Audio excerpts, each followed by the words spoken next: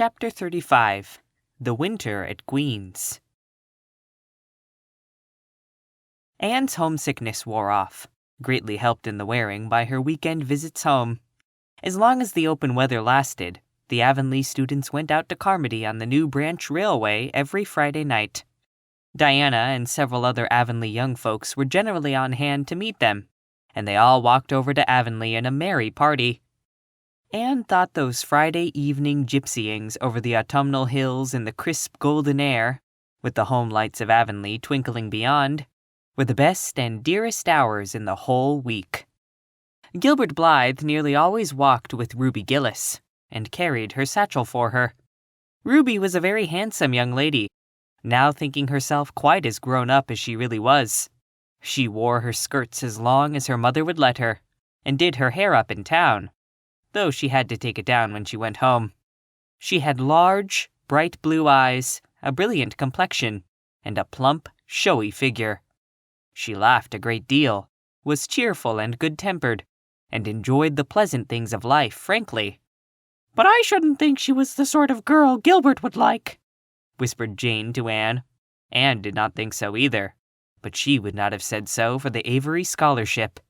She could not help thinking, too, that it would be very pleasant to have a friend such as Gilbert to jest and chatter with, and exchange ideas about books and studies and ambitions. Gilbert had ambitions, she knew, and Ruby Gillis did not seem the sort of person with whom such could be profitably discussed. There was no silly sentiment in Anne's ideas concerning Gilbert. Boys were, to her, when she thought about them at all, merely possible good comrades. If she and Gilbert had been friends, she would not have cared how many other friends he had, nor with whom he walked. She had a genius for friendship.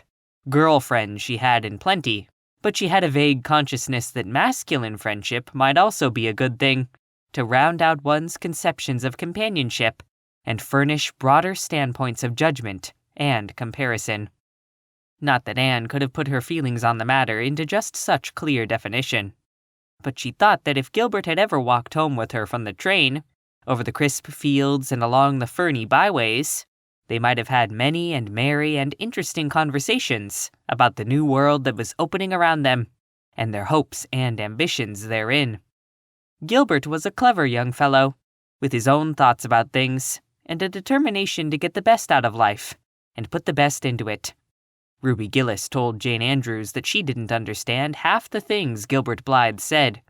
He talked just like Anne Shirley did when she had a thoughtful fit on, and for her part, she didn't think it any fun to be bothering about books and that sort of thing, when you didn't have to. Frank Stockley had lots more dash and go, but then he wasn't half as good-looking as Gilbert, and she really couldn't decide which she liked best. In the academy, Anne gradually drew a little circle of friends about her, thoughtful, imaginative, ambitious students like herself.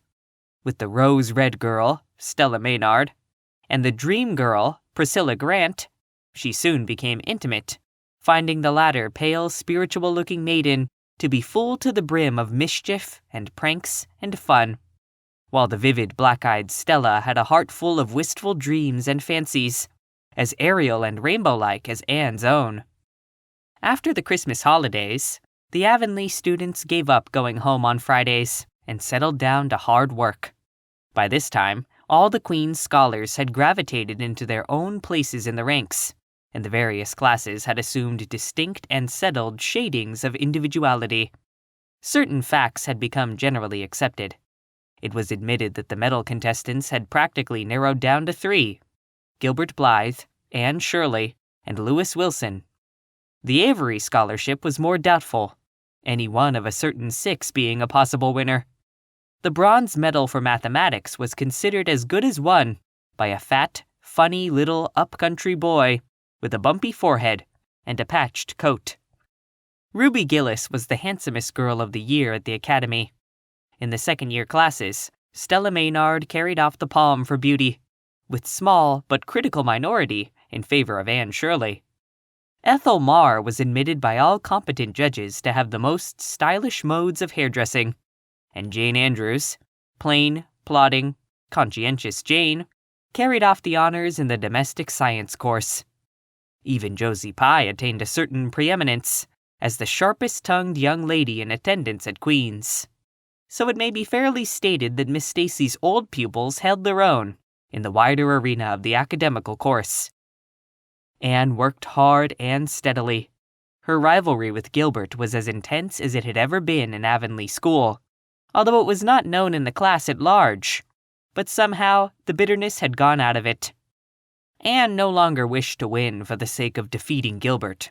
Rather, for the proud consciousness of a well-won victory over a worthy foeman. It would be worthwhile to win, but she no longer thought life would be insupportable if she did not.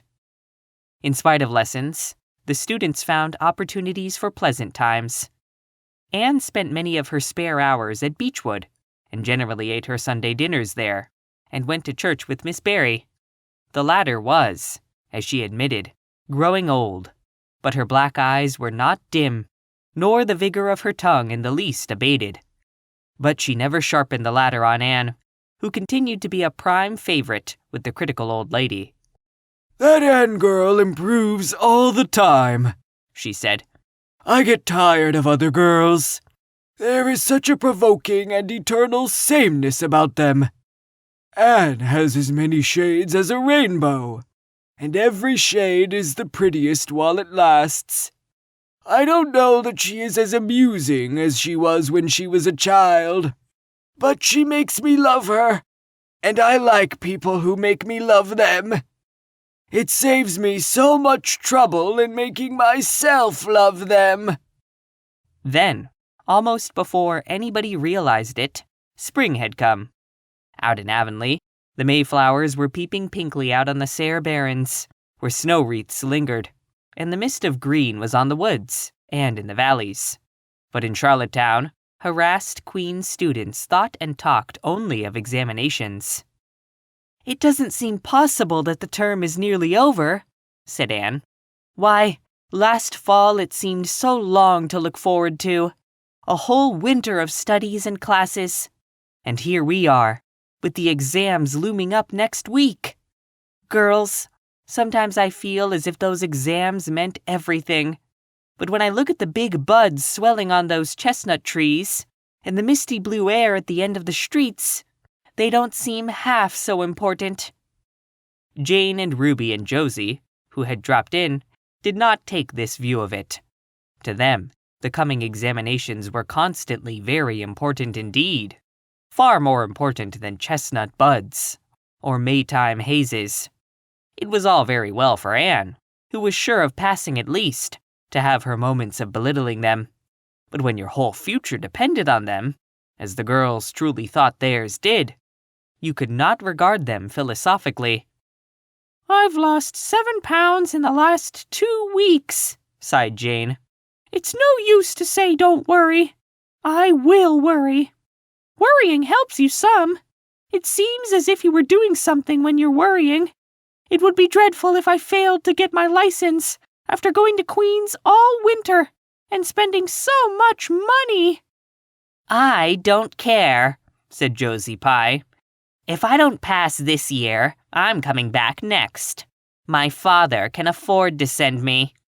Anne, Frank Stockley says that Professor Tremaine said Gilbert Blythe was sure to get the medal, and that Emily Clay would likely win the Avery Scholarship." "That may make me feel badly tomorrow, Josie," laughed Anne. "But just now I honestly feel that as long as I know the violets are coming out all purple down in the hollow below Green Gables, and that little ferns are poking their heads up in Lover's Lane, it's not a great deal of difference whether I win the Avery or not.